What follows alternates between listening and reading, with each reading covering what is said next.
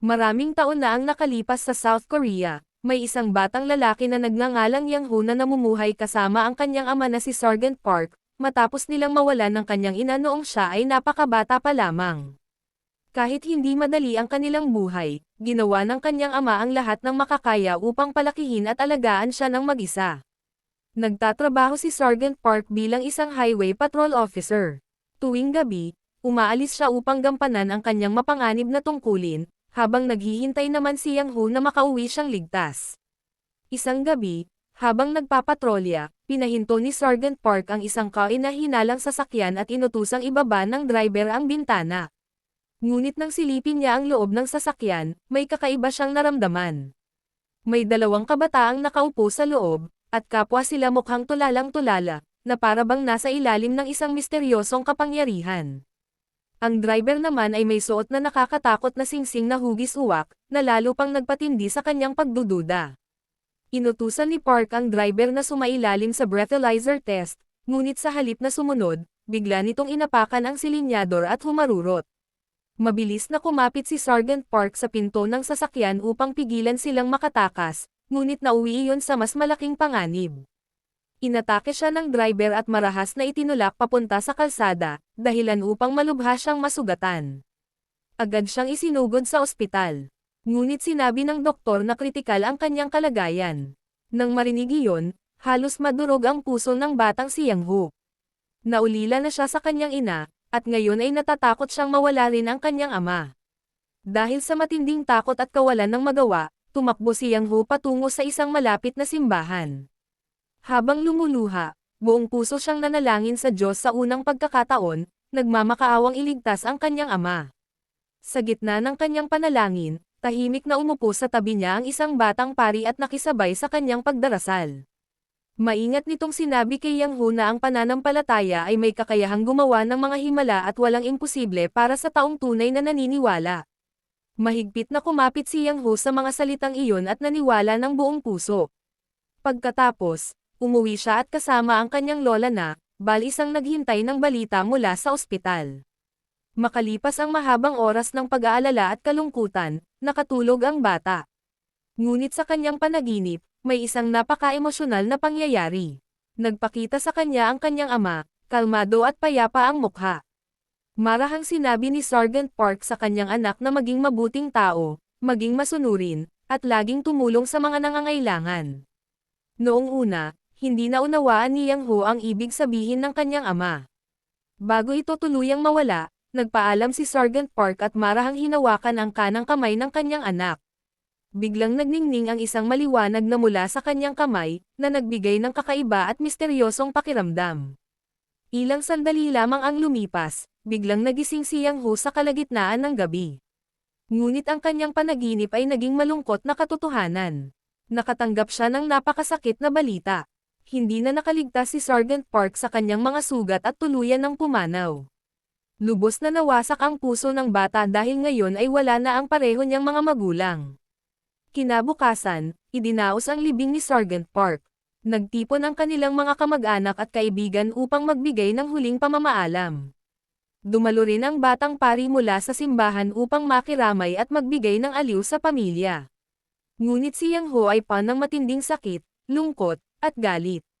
Sa kaibuturan ng kanyang puso, pakiramdam niya ay pinabayaan siya. Naalala niyang buong puso siyang nanalangin upang mabuhay ang kanyang ama, ngunit tila walang nangyari. Sa bogso ng damdamin, dinampot niya ang isang krus at inihagis ito sa pari habang sumisigaw na hindi kailanman dininig ng Diyos ang kanyang panalangin. Mula sa araw na iyon, tuluyan na siyang nawalan ng pananampalataya. Lumipas ang maraming taon. Lumaki si Yang Ho at naging ibang-iba na siyang tao. Sa halip na maniwala sa pananampalataya, ibinuhos niya ang buong buhay niya sa pagpapalakas ng kanyang sarili. Masigasig siyang nagsanay at naging isang profesional na MMA fighter. Sa paglipas ng panahon, kinilala siya bilang isa sa pinakamahuhusay na mandirigma sa esport at naging undisputed middleweight champion na hindi pa kailanman natatalo. Isang araw, naglakbay si Yang Ho patungong Estados Unidos para sa isang napakahalagang laban sa Amerikanong mandirigmang si John White, na determinadong agawin ang kanyang kampyonato. Sa sandaling sinimulan ng referee ang laban, agad na nagpakawala si John ng isang napakalakas na sipa patungo kay Yang Hu. Ngunit mabilis ang reaksyon ng kampyon. Madali niyang naiwasan ang pag-atake nang hindi man lang nahihirapan. Bago pa makabawi si John, agad na gumanti si Yang Hu ng isang napakalakas na suntok. Napakalakas ng tama kaya agad na bumagsak si John sa lona at nawalan ng malay. Nagtilian sa tuwa ang mga manonood, sa pag-aakalang tapos na ang laban. Ngunit biglang may kakaibang nangyari. Biglang nilamon si Yang Hu ng matinding galit na hindi niya makontrol. Sa halip na tumigil, paulit-ulit niyang inatake si John habang nag-aalab sa matinding puot. Mabilis na nawalan ng kontrol ang sitwasyon, ngunit mabuti na lamang at agad na namagitan ang referee at itinigil ang laban bago pa lumala ang pinsala. Sa huli, muling nanalo si Yang Hu at napanatili ang kanyang record bilang isang hindi pa natatalong kampyon. Matapos ang panibagong tagumpay, sumakay si Yang Hu ng eroplano pabalik sa Seoul. Habang nasa biyahe, nakatulog siya. Ngunit muli niyang napanaginipan ang kanyang yumaong ama. Sa pagkakataong ito, magkasama silang nakatayo sa loob ng isang nakakatakot na mausoleum. Malamig, tahimik, at nakakatindig balahibo ang paligid. Tahimik na sinabi ni Sergeant Park sa kanyang anak na sundan siya hanggang sa dulo ng isang mahabang pasilyo. Pagdating ni Yang Ho sa dulo, nakita niya ang isang altar na may nakapatong na cross. Ngunit kahit lumipas na ang maraming taon, galit pa rin siya sa Diyos dahil sa pagkawala ng kanyang ama. Dahil sa matinding sama ng loob, inabot niya ang cross upang itapon ito. Ngunit biglang may himalang nangyari. Dumikat ng mahigpit ang cross sa kanyang kamay at hindi na niya ito maialis. Ilang sandali pa, biglang nagliyab ang kanyang braso. Napakasakit ng apoy na iyon.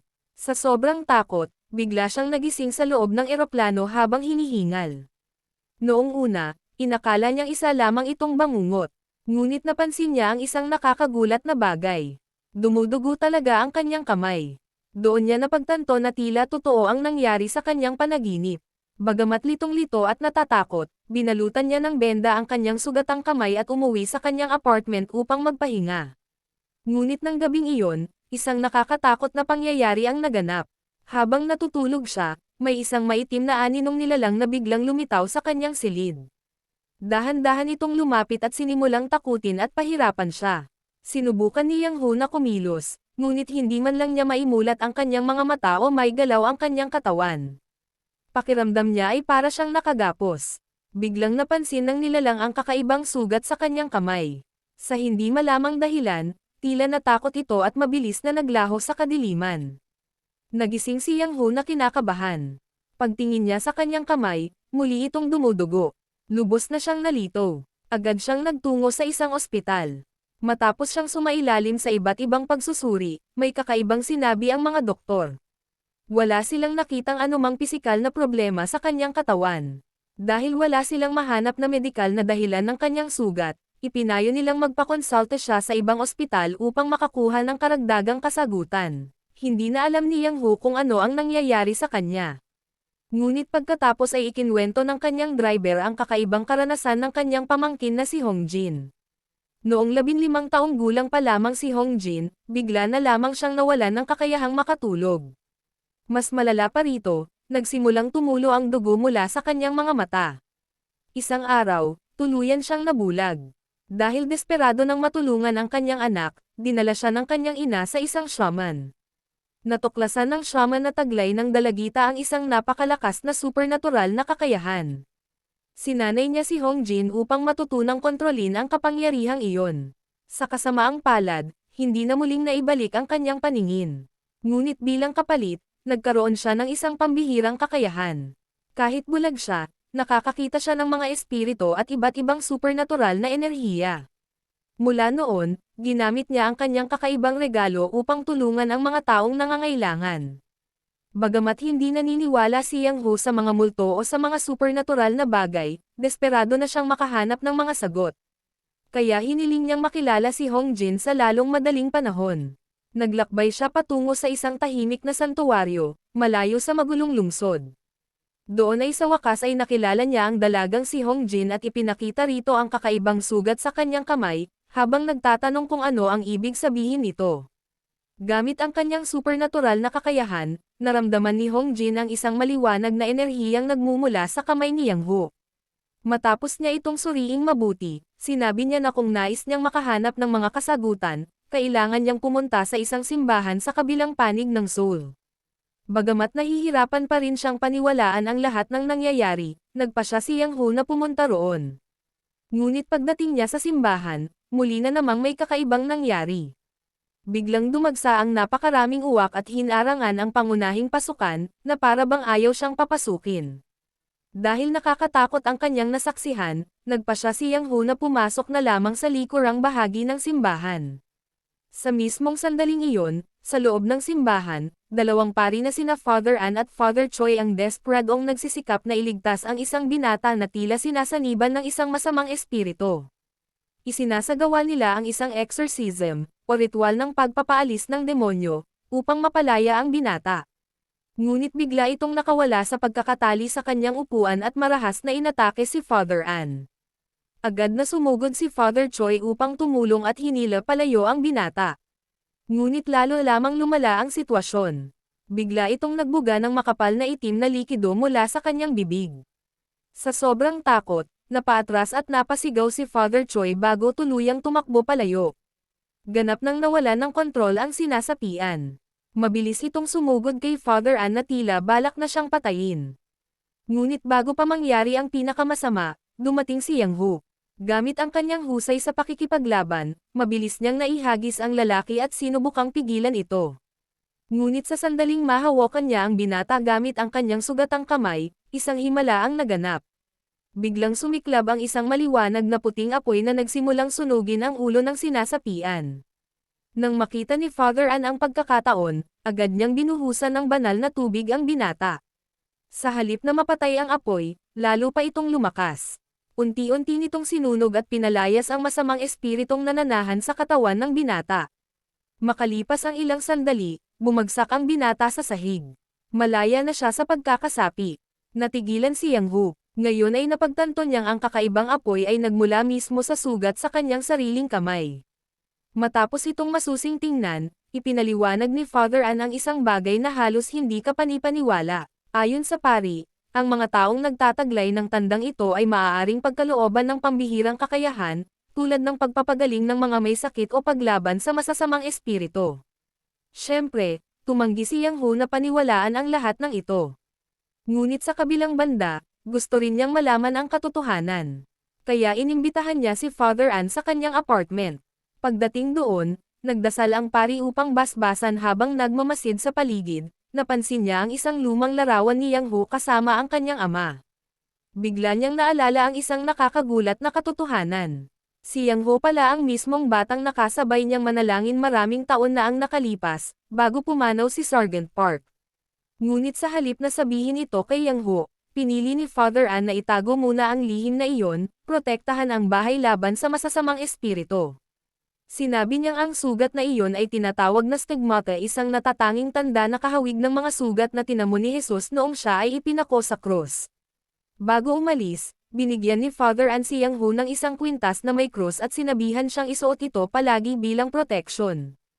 Kinagabihan, agad na nakipag-ugnayan si Father An sa Vatican upang magbigay ng isang napakahalagang babala. Sinabi niyang sa wakas ay nakahanap na siya ng katibayan na may isang mapanganib na obispo ng kadiliman na nagtatago sa Seoul. Ang misteryosong lalaking ito ay naglilingkod sa masasamang espiritu at lihim na pumipili ng mga inosenteng tao upang sapian para sa kanyang madilim na layunin. Ngunit ang hindi alam ni Father An ay ang lalaking iyon ay si Jae-shin, ang may-ari ng isang nightclub na tinatawag na Babylon. Sa likod ng kanyang normal na imahe sa publiko ay nagtatago ang isang nakakatakot na lihim. Siya rin ang taong responsable sa pagkamatay ni Sergeant Park maraming taon na ang nakalipas. Nang gabing iyon, pumasok si Jae-shin sa isang lihim na silid na nakatago sa ilalim ng kanyang nightclub. Naroon ang isang madilim na altar na itinayo upang sambahin ang isang makapangyarihang nilalang na tinatawag na Sacred Serpent. Kapalit ng walang hanggang buhay at walang hanggang kabataan, palihim na iniaalay ni Jae-shin ang mga kaluluwa ng tao sa masamang nilalang na ito, na nagdudulot ng kapahamakan sa maraming buhay sa buong Seoul. Samantala, Alam ni Father Ann na hindi niya kayang harapin ng mag-isa ang isang napakapanganib na kalaban. Pinuntahan niya ang iba pang mga pari upang humingi ng tulong sa mga susunod na exorcism. Ngunit karamihan sa kanila ay natatakot at tumangging makialam. Dahil dito, walang pag-asang umuwi si Father Ann. Pagdating niya sa kanyang bahay, napansin niyang may naghihintay sa labas. Laking gulat niya nang makita na si Yang Ho pala iyon. Inamin ng mandirigma na nakuha niya ang address ng pari mula sa sekretarya ng simbahan dahil kailangan pa rin niya ng tulong. Kahit matapos ang panalangin ng protection sa kanyang apartment, hindi pa rin tumitigil ang mga kakaibang pangyayari. Hindi pa rin siya makatulog, at lalo pang lumalala ang kakaibang marka sa kanyang kamay. Nang makita ni Father Ann kung gaano kaseryoso ang sitwasyon, ibinigay niya kay Yang Ho ang isang espesyal na rosaryo na binasbasan mismo ng Papa. Ipinaliwanag niyang makatutulong ito upang maprotektahan siya laban sa masasamang espiritu. Sinabi rin ng pari ang isang mahalagang bagay. Ang pinakamakapangyarihang sandata laban sa kasamaan ay ang pananampalataya. Ngunit agad na umiling si Yang Ho. Inamin niyang nawalan siya ng pananampalataya sa Diyos noong araw na namatay ang kanyang ama. Buong puso siyang nanalangin noon, ngunit hindi pa rin ito nailigtas. Mula noon, hindi na siya muling naniwala. Nang marinig iyon, ibinahagi rin ni Father Ann ang sarili niyang masakit na karanasan. Ipinaliwanag niyang minsan din siyang nawalan ng pananampalataya. Pumanaw ang kanyang guro ang taong nagturo sa kanya ng lahat ng nalalaman niya tungkol sa exorcism. Matapos mawala ang taong pinakamahalaga sa kanya, napuno rin siya ng galit at pagkalito. Ngunit sa paglipas ng panahon, may isang bagay siyang naunawaan. Minsan, mahirap maintindihan ang mga plano ng Diyos sa simula. Kahit tila napakadilim at hindi patas ng buhay, maaaring sa huli ay ang pananampalataya pa rin ang magbibigay ng mga kasagutan. Mula noon, inialay ni Father Ann ang kanyang buhay sa pagtulong sa iba at ipinagpatuloy ang misyong sinimulan ng kanyang guro. Gayunman, tahimik niyang inamin na hindi niya alam kung hanggang kailan pa niya kayang labanan ng mag-isa ang mga puwersa ng kadiliman. Matapos marinig ang tapat na kwento ng pari, lalo pang gumalang si Yang Ho sa kanya. Nag-alok pa siyang ihatid ito saan man ito kailangang pumunta. Habang nasa biyahe, naalala ni Yang Ho ang mapanganib na exorcism sa simbahan. Sinabi niyang muntik nang mapatay si Father Ann nang sinasapi ang lalaki at masyado ng delikado kung mag-isa lamang itong haharap sa mga ganitong sitwasyon. Kaya nag-alok siyang samahan at tulungan ang pari. Ngunit agad itong tumanggi. Ayaw ni Father Ann na madamay si Yang Ho sa ganoong kapanganib na laban. Hindi nagtagal, hiniling ng pari na ihinto ang sasakyan sa tapat ng isang apartment dahil nakatanggap siya ng panibagong emergency na ulat tungkol sa isang hinihinalang kaso ng pagsanib. Bago bumaba, nagpasalamat si Father Ann sa paghahatid. Ngunit biglang natigilan si Yang Ho. Sa isang iglap, nang mapatingin siya sa pari, tila nakita niya ang mukha ng sarili niyang ama. Dahil nabahala siyang may masamang mangyari rito, nagbago ang kanyang isip at nagpas siyang samahan ito. Bago pumasok sa gusali, itinago niya ang kakaibang marka sa kanyang kamay sa ilalim ng isang guwantes. Nang makitang hindi na talaga aalis si Yang Ho, napilitan si Father Ann na tanggapin ang kanyang tulong. Magkasama silang pumasok sa apartment ng isang natatakot na ina. Puno ng mga sugat at pasa ang mukha ng babae, na para bang malubha siyang sinaktan. Kinakabahang itinuro nito ang itaas ng bahay at sinabing ang kanyang anak na si Sujin ay sinaniban ng isang masamang espiritu. Dahan-daang umakyat ang dalawa patungo sa silid ng dalagita. Bago buksan ang pinto, maingat na gumuhit si Father Ann ng isang krus sa may pintuan gamit ang isang espesyal na lapis na yari sa sagradong punong olibo. Ipinaliwanag niyang pipigilan nito ang masamang espiritu na makatakas. Pagpasok nila sa silid, nakita nila si Sujin na tahimik na nakaupo. Mukha siyang ganap na normal at litong-lito sa bigla nilang pagdating. Nagtanong siya, ano po ang nangyayari? Noong una, inakala ni Father Ann na nagpapanggap lamang itong inosente. Itinaas niya ang isang krus sa harap ng dalagita, inaasahang may magiging reaksyon ito. Ngunit sa kanyang labis na pagtataka, walang anumang nangyari.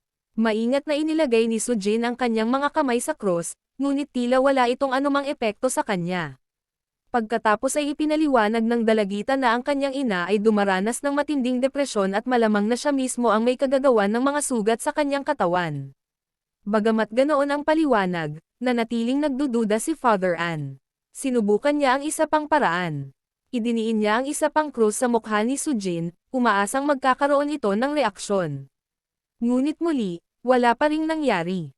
Nalito si Father An. Lumabas muna siya ng silid kasama si Yang Hu at tahimik na sinabi ang kanyang hinala. Naniniwala siyang maaaring nagtatago pa rin ang masamang espiritu sa kaibuturan ng katawan ng dalagita. Upang makatiyak, bigla siyang bumalik sa silid, kasama si Yang Hu. Agad niyang pinainom si Sujin ng banal na tubig. At sa isang iglap, isang nakakatakot na pangyayari ang naganap. Umapekto ang banal na tubig. Biglang nagsimulang umubo at magsuka ng dugo si Sujin. Unti-unting nagbago ang kanyang mukha, at lumitaw ang tunay na anyo ng masamang espiritong nagtatago sa loob niya.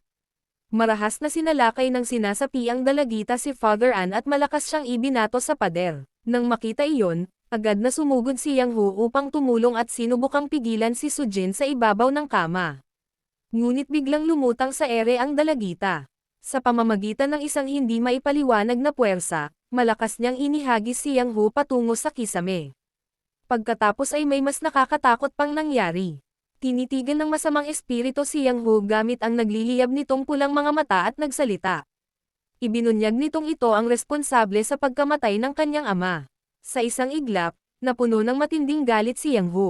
Dahil sa sobrang puot, sumugod siya kay Sujin at nagsimulang saktan ang sinasapiang dalagita. Hindi na siya nag-isip. Mabilis siyang pinigilan ni Father An at buong lakas na hinila palayo habang pilit siyang pinapakalma. Samantala, patuloy na bumubulong ang masamang espiritu kay Yang Hu, sinusubukang palalimin ang kanyang galit at puot. Sa loob ng ilang sandali, tila tuluyan na siyang mawawalan ng kontrol.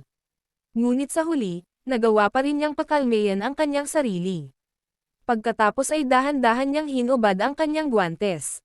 Ginamit niya ang kakaibang marka sa kanyang kamay at mahigpit na hinawakan ang mukha ni Sujin. Biglang sumiklab ang maliwanag na apoy sa ulo ng dalagita habang sumisigaw sa matinding sakit ang masamang espiritu. Nang makita ni Father An ang pagkakataon, agad niyang binuhusan si Sujin ng banal na tubig. Sa pagkakataong ito, hindi na nakaligtas ang masamang espiritu. Matapos ang isang huling nakapangingilabot na sigaw, tuluyan na itong napalayas mula sa katawan ni Sujin. Sa wakas, naging matagumpay ang exorcism. Makalipas ang ilang oras, nang makabawi na si Sujin, mahinahong tinanong siya ni Father An kung may nakilala ba siyang kakaibang tao kamakailan. Naniniwala ang pari na maaaring nag-cross ang kanilang landas ng misteryosong obispo ng kadiliman, ang taong lihim na nagsasanib ng masasamang espiritu sa mga inosenteng tao. Ngunit bago pa makasagot si Sujin, isang nakakatakot na pangyayari ang biglang naganap. Biglang nagsimulang tumulo ang dugo mula sa kanyang mga mata, habang napahawak siya sa kanyang lalamunan sa matinding sakit. Samantala, sa kanyang lihim na silid, sinimulan ni Jishin ang panibagong nakakatakot na ritual sa altar ng Sacred Serpent. Sa pagkakataong ito, gumamit siya ng isang nakakatakot na voodoo doll na konektado kay Sujin at sinimulan siyang saktan gamit ang maitim na mahika. Sa apartment, muling nagsimulang maghirap si Sujin. Napasigaw siya sa matinding sakit habang tila may isang di nakikitang puwersang umaatake sa kanyang katawan. Nang makita ang nangyayari, agad na naunawaan ni Father An na may gumagamit ng maitim na kapangyarihan laban sa dalagita mula sa malayong lugar. Hindi siya nag-aksaya ng oras. Buong puso at buong lakas siyang nagsimulang manalangin upang hadlangan ang masamang mahika. At biglang may isang himalang nangyari. Dahil sa matatag na pananampalataya ni Father An, biglang nagsimulang magliyab ang singsing na hugis uwak ni Jishin. Kasabay nito, nilamon din ng maliwanag na puting apoy ang voodoo doll. Sa wakas, naputol ang madilim na ugnayan ni Jishin at Sujin. Matapos makaligtas sa nakakatakot na pag-atake, pinayuhan ni Father An si Sujin na magpahinga muna ng maayos upang tuluyang makabawi. Kalaunan, magkasamang umuwi sina Father An at Yang Hu. Matapos ang lahat ng kanilang pinagdaanan, nagpasya silang magpahinga muna at sabay na maghapunan. Habang kumakain, naging mas personal ang kanilang usapan. Dahil sa kanyang pag-uusisa, tinanong ni Father An si Yang Hu ng isang mahalagang tanong. Bakit mo ako tinutulungan? Tahimik na nagbukas ng kanyang damdamin si Yang Hu. Ikinwento niya na bago pumanaw ang kanyang ama, nagpakita ito sa kanyang panaginip.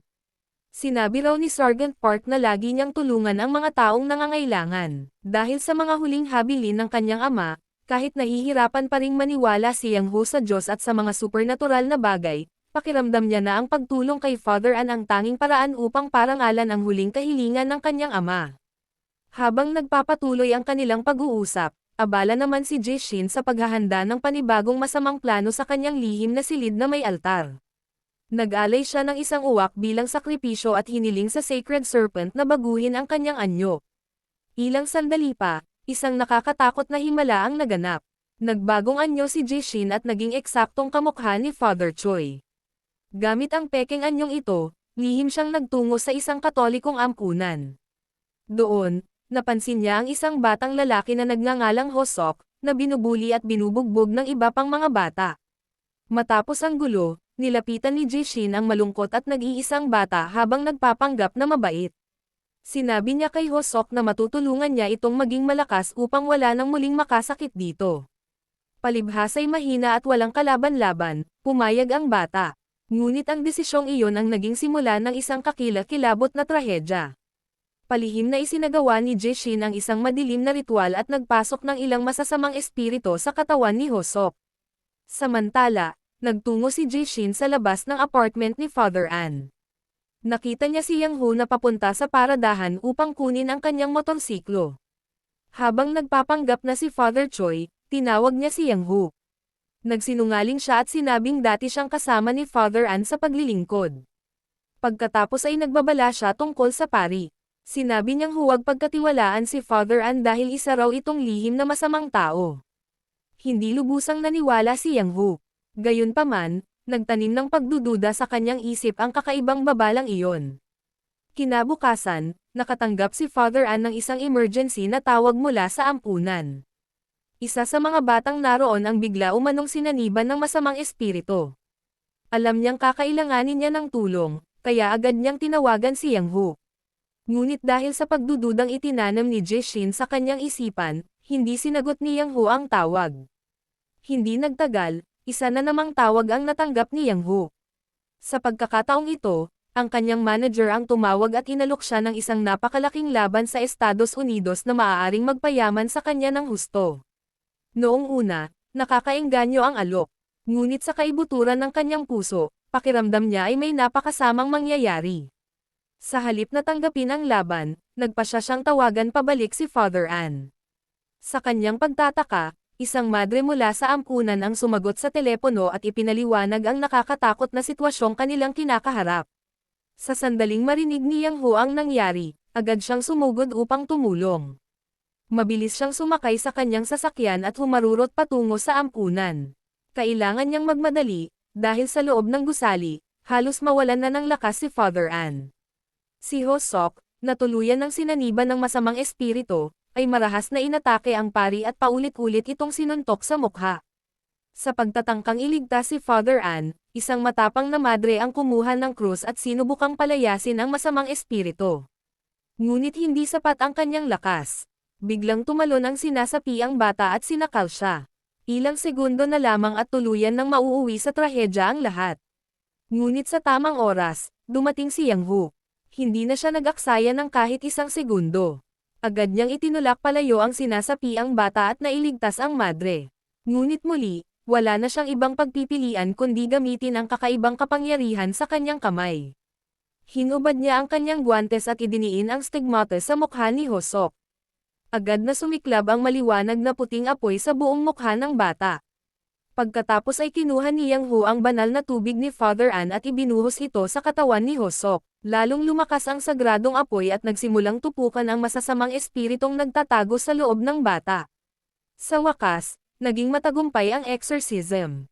Nalaya si Hosok mula sa pagkakasanib, at ligtas na sina Father An at ang madre. Nang hamupa na ang lahat, mahinahon nilang tinanong ang bata kung ano ang nangyari sa kanya. Ngunit ang natatandaan lamang ni Hosok ay may isang lalaking nakadamit na parang pari na lumapit sa kanya. Sa sandaling marinig iyon ni Father An, agad siyang naghinala. Naniniwala siyang ang misteryosong pekeng pari na iyon ang maaaring obispo ng kadiliman na matagal na niyang hinahanap. Sa ngayon, hinayaan muna nilang magpahinga ang bata. Habang palabas ng silid sina Yang Hu at Father An, isang nakaaantig na tagpo ang naganap. Biglang pinalibutan ng mga bata sa ampunan si Yang Hu at mahigpit siyang niyakap bilang pasasalamat sa pagliligtas niya sa kanilang kaibigan. Sa unang pagkakataon matapos ang mahabang panahon, may kakaibang naramdaman si Yang Hu. Naging masaya siya. Napagtanto niyang ang pagtulong sa ibang tao ang nagpapalapit sa kanya sa pagtupad sa huling habilin ng kanyang ama. Habang pauwi sila, humingi ng paumanhin si Yang Hu kay Father An dahil hindi niya agad nasagot ang tawag nito. Ngunit ngumiti lamang ang pari. Sinabi niyang natutuwa siya dahil unti-unti nang nagiging isang taong pinili si Yang Hu upang tumulong sa iba, na tila isang sugo ng Diyos. Siyempre, nahihirapan pa ring paniwalaan iyon ni Yang Hu. Hanggang ngayon, hindi pa rin siya sigurado kung naniniwala ba talaga siya sa Diyos. Ngunit kumbinsido si Father An na may dahilan kung bakit ipinadala sa kanya ang batang mandirigma. Samantala, kahit muli na namang nabigo si Jishin, wala siyang balak na tumigil. Sa kanyang madilim na altar, nagsimula siyang magsagawa ng panibagong nakakatakot na ritual bilang paglilingkod sa Sacred Serpent. Sa pagkakataong ito, ginamit niya ang kanyang maitim na kapangyarihan upang kontrolin ang isa sa mga asong nagbabantay sa ampunan. Biglang sinaniban ng masamang espiritu ang hayop, at lihim itong pinakawalan ni Jishin mula sa pagkakatali. Kinagabihan, mahimbing na natutulog si Hosok sa kanyang silid sa ampunan. Bigla niyang narinig ang isang mahinang tinig na tumatawag sa kanyang pangalan. Dahil sa pag-uusisa, bumangon siya at lumabas ng kanyang silid upang tingnan kung sino iyon. Ngunit paglabas pa lamang niya, bigla siyang inatake ng sinasapi ang aso. Wala man lang siyang pagkakataong makatakas. Matapos mapatay si Hosok, malamig na inialay ni Jishin ang kaluluwa ng bata sa Sacred Serpent. Bilang gantimpala, pinagkalooban siya ng madilim na nilalang ng isa sa mga makamandag nitong pangil isang nakamamatay na sandat ang puno ng napakalakas na lason. Hindi nagtagal, nakatanggap si Father An ng isang nakapanlulumong tawag mula sa ampunan. Malungkot na ibinalita ng isa sa mga nurse na isang kakilakilabot na trahedya ang naganap. Agad na nagtungo sina Father An at Yang Hu sa morgue. Doon nila natagpuang nakahimlay ang walang buhay na katawan ni Hosok, na may malalalim na kagat sa kanyang leeg. Lubos silang nabigla sa kanilang nakita. Durog ang puso ni Father An habang tahimik siyang nagdasal para sa kaluluwa ng bata. Habang nakatayo sa tabi, napansin naman ni Yang Hu ang isang misteryosong lalaking nakamasid mula sa kabilang bahagi ng silid. May kakaiba sa kanya. Biglang naghinala si Yang Hu na maaaring ito na ang obispo ng kadiliman. Hindi na siya nagdalawang isip at agad na hinabol ang misteryosong lalaki, na iniwang mag-isa si Father An sa morgue. Ngunit sa sandaling makaalis si Yang Hu, isang nakakatakot na pangyayari ang naganap. Biglang gumalaw ang body bag na kinalalagyan ng bangkay ni Hosok. Nalilito at puno ng emosyon, dahan-dahang binuksan ni Father An ang bag. Sa labis niyang pagkabigla, biglang naupo si Hosok at humingi ng tulong. Nilamon ng matinding pagsisisi ang pari. Inakala niyang kahit paano ay nakaligtas ang bata. Agad niya itong niyakap ng mahigpit. Ngunit isa lamang pala itong ilusyon na nilikha ni Jishin. Biglang nagpakita si Jishin at inatake si Father An gamit ang makamandag na pangil ng Sacred Serpent. Narinig ni Yang Hu ang sigaw ng pari at agad siyang bumalik. Pagpasok niya sa silid, sa wakas ay nagharap sila ni Jishin ang tunay na obispo ng kadiliman. Ginawang bihag ni Jishin si Father An at inalok si Yang Hu ng isang kapalit.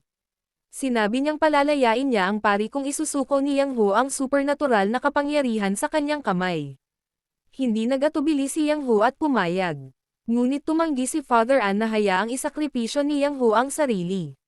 Sa isang nakakagulat na sandali, pinili niyang iligtas si Yang Hu. Kinuha niya ang makamandag na pangil at isinaksak ito sa sarili niyang mukha. Ilang segundo lamang ang lumipas, mabilis na kumalat ang nakamamatay na lason sa kanyang buong katawan. Sa matinding takot, agad na binuhat ni Yang Hu ang pari upang iligtas ito. Mabilis silang nagtungo sa bahay ni Father Choi. Pagkakita ni Father Choi sa kalagayan ni Father An, agad niya itong inihiga sa kama at buong pusong nagsimulang manalangin, desperadong sinusubukang pigilan ang epekto ng sumpa. Habang pinagmamasdan ang lahat ng ito, muling nadurog ang puso ni Yang Hu. Isa na namang taong mahalaga sa kanya ang unti-unting nawawala sa kanyang harapan, tulad ng nangyari sa kanyang mga magulang. Dahil sa matinding kawalan ng pag-asa, pumasok siya sa maliit na kapilya at muling nanalangin. Humarap siya sa larawan ni Jesus na nakapako sa krus at buong pusong nakiusap sa Diyos na iligtas si Father Ann. Sa pagkakataong ito, taos-puso ang kanyang panalangin. Buong puso niyang hiniling ang isang himala. Ngunit walang nangyari, walang sagot, walang himala. Muli na namang naramdaman ni Yang Hu na tila pinabayaan siya. Napuno siya ng dalamhati, galit, at pagkadismaya. Kaya nagpasya siya na kung hindi kikilos ang Diyos, siya mismo ang gagawa ng paraan upang mailigtas si Father Ann. Bago umalis si Yang Hu, binigyan siya ni Father Choi ng isang mahalagang bagay, isang espesyal na kasak na binasbasan mismo ng Vatican. Ipinaliwanag niyang magsisilbi itong parang baluti laban sa mga puwersa ng kasamaan. Tahimik itong isinuot ni Yang Hu sa ilalim ng kanyang mga damit. Pagkatapos, hindi na siya nag-aksaya ng kahit isang segundo. Sumakay siya sa kanyang motorsiklo at humarurot papunta sa bahay ni Sujin. Pagdating doon, tinanong niya ito ng isang mahalagang bagay. Saan ko mahahanap si Jeshin? Gamit ang kanyang nalalaman, ipinakita ni Sujin ang isang membership card ng Babylon Nightclub. Sa wakas, nalaman na ni Yang Hu kung saan nagtatago ang obispo ng kadiliman. Hindi na siya nag-atubili at agad na nagtungo sa nightclub. Ngunit pagdating pa lamang niya sa pasukan, agad na siyang hinarang ng mga gwardya ni Jeshin. Hindi sila ordinaryong mga gwardya. Lahat sila ay sinaniban ng masasamang espiritu. Sabay-sabay nilang sinalakay si Yang Hu. Ngunit dito ipinakita ng mandirigma kung bakit siya isang kampyon.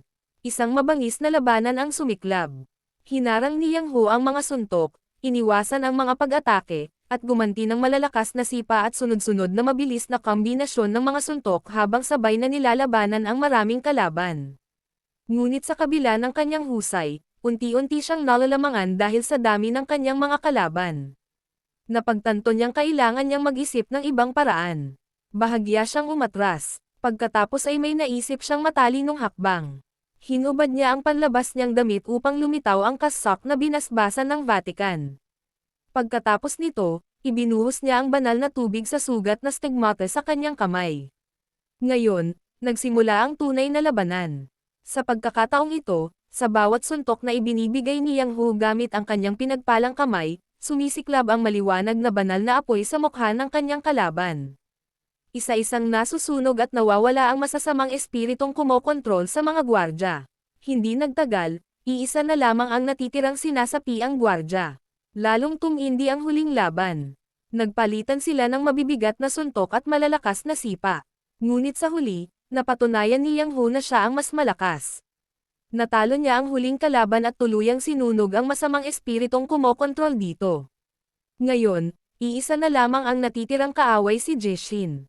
Samantala, sa kanyang lihim na silid sa ilalim ng lupa, desperadong nanalangin si Jeshin sa Sacred Serpent upang humingi ng mas malaking kapangyarihan. Ngunit sa pagkakataong ito, humingi ang madilim na nilalang ng mas malaking sakripisyo. Inutusan nito si Jeshin na saksakin ang sarili niyang puso gamit ang makamandag na pangil. Hindi nag-atubili si Jeshin. Agad niyang sinunod ang utos. Sa sandaling magawa niya iyon, bumagsak ang kanyang katawan at nahulog siya sa malalim na balon sa harap ng altar. Sa loob ng ilang nakakatakot na segundo, nabalot ng katahimikan ang buong paligid. Pagkatapos, biglang muling bumangon si Jeshin. Ngunit hindi na siya tao. Nagbago siya at naging isang nakakatakot na nilalang na kalahating tao at kalahating ahas. Baluktot at nakapanghihilakbot ang kanyang katawan, at umaapaw ito sa maitim na kapangyarihan. Ngayon, mas malakas siya kaysa dati. Hinamon niya si Yang Hu sa isang huling labanan. Agad na umatake si Yang Hu gamit ang banal na kapangyarihang nagmumula sa stigmata sa kanyang kamay, at sinubukan niyang tupukan ang halimaw sa pamamagitan ng sagradong apoy. Ngunit sa kanyang pagkabigla, walang nangyari. Sa unang pagkakataon, hindi gumana ang kanyang kapangyarihan. Madaling naharang ni Jeshin ang pag-atake at marahas niyang inihagis si Yang Hu laban sa isang pader. Hindi makapaniwala ang mandirigma. Hindi pa siya kailanman nakaharap ng isang kalabang kasanlakas nito. Gayunpaman, tumanggi si Yang Hu na sumuko. Dahan-dahan siyang tumayo muli, handang lumaban. Ngunit biglang naglunsad si Jeshin ng isang sorpresang pag-atake. Malalim niyang kinagat ang balikat ni Yang Hu at malakas itong ibinagsak sa sahig. Sa tindi ng tama, nawalan ng malay si Yang Hu. Pagkatapos ay may isang kakaibang nangyari. Biglang nagising si Yang Ho sa isang tahimik at walang lamang lugar na napapalibutan ng liwanag. Mula sa isang nagniningning na tarangkahan, may isang taong lumitaw. Siya ay ang kanyang ama, si Sergeant Park. Agad na napuno ng emosyon si Yang Ho. Matapos ang napakaraming taon, muli niyang nasilayan ang kanyang ama. Hindi na siya nag-atubili at tumakbo upang yakapin ito ng mahigpit. Sa sandaling iyon, ninais ni Yang Ho na manatili na lamang doon habang buhay, kasama ang kanyang ama. Ngunit marahang sinabi ni Sergeant Park ang isang mahalagang bagay sa kanyang anak. Hindi pa ito ang oras mo. Hindi pa tapos ang iyong misyon. Marami pang taong nangangailangan ng iyong tulong. Habang hawak ang kamay ni Yang Ho, ibinigay ni Sergeant Park ang kanyang lakas sa huling pagkakataon. Biglang nagising ang isang mas makapangyarihang enerhiya sa palad ni Yang Ho. Ilang sandali pa, iminulat ni Yang Ho ang kanyang mga mata at nagbalik sa tunay na mundo. Sa pagkakataong ito, ang stigmata sa kanyang kamay ay nagningning ng higit kailanman. Isang napakalaking puting apoy ang sumiklab mula sa kanyang palad, mas makapangyarihan kaysa dati. Tumayo si Yang Ho at hinamon si Jishin sa kanilang huling labanan. Sa pagkakataong ito, halos magkapantay na ang kanilang lakas. Nagbanggaan ang dalawang magkalaban sa isang matindi at mabangis na labanan. Mabangis na sumalakay si Jishin, gamit ang kanyang matutulis na kuko upang pagpira-pirisuhin si Yang Ho. Ngunit gumanti si Yang Ho gamit ang naglalagablab na mga suntok na pinapalakas ng banal na kapangyarihan. Lalong naging marahas ang kanilang labanan. Sunod-sunod ang mga suntok at walang tigil ang mga pag-atake. Wala ni isa sa kanila ang handang sumuko. Sa kalaunan, nagsimulang manghina si Jishin. Nang makita ni Yang Ho ang pagkakataon, tinipon niya ang lahat ng natitira niyang kapangyarihan sa kanyang kamay. Pagkatapos, sa pamamagitan ng isang napakalakas na huling suntok, malakas niyang ibinagsak si Jishin sa lupa. Sa wakas, natapos na ang laban. Ngunit mayroon pang isang bagay na kailangang gawin si Yang Ho. Agad niyang ginamit ang kanyang banal na apoy upang sirain ang makamandag na mga pangil. Sa sandaling matunaw ang mga ito, tuluyan nang napawi ang nakamamatay na sumpa kay Father An, at naligtas ang kanyang buhay. Habang naghahanda ng umalis si Yang Ho, isang nakakatakot na nilalang ang biglang nagpakita. Sa wakas, ipinakita ng Sacred Serpent ang tunay nitong anyo. Isa itong napakalaking halimaw na nababalutan ng hindi mabilang na mga braso ng tao at higit na nakapanghihilakbot kaysa sa anumang nilalang na hinarap ni Yang Ho. Ngunit kakaiba ang nangyari. Hindi siya inatake ng halimaw. Sa halip, sinunggaban nito ang katawan ni Jishin at kinaladkad siya pabalik sa malalim na balon bilang kaparusahan sa kanyang kabiguan. Sa wakas, tuluyan nang natapos ang bangungot. Matapos ang napakahirap na labanan, bumalik si Yang Ho sa bahay ni Father Choi. Sa kanyang pagtataka, ganap nang gumaling si Father An. Lumipas ang ilang araw. Tahimik na nakaupo si Father Choi sa tabi ng isang lawa nang makatanggap siya ng liham mula kay Father An. Sa liham, ibinalita ni Father An na nasa Vatican na silang dalawa ni Yang Ho. Mas nakakagulat pa rito, pumayag na si Yang Ho na magsanay bilang isang exorcist. Ang lalaking minsang nawalan ng pananampalataya sa Diyos ay ngayon ay naghahanda ng labanan ang masasamang espiritu at tulungan ang mga taong nangangailangan. Iniwan din ni Father An ang kanyang kwintas na may cross para kay Father Choi. Sinabi niya na balang araw ay muling magbabalik ang masasamang espiritu, kaya dapat maging handa ang lahat sa anumang darating. At dito na nagtatapos ang kwento ng pelikulang ito, at huwag niyo na rin kalimutan mag-like, comment at mag-subscribe upang patuloy kayong updated sa panibago nating upload.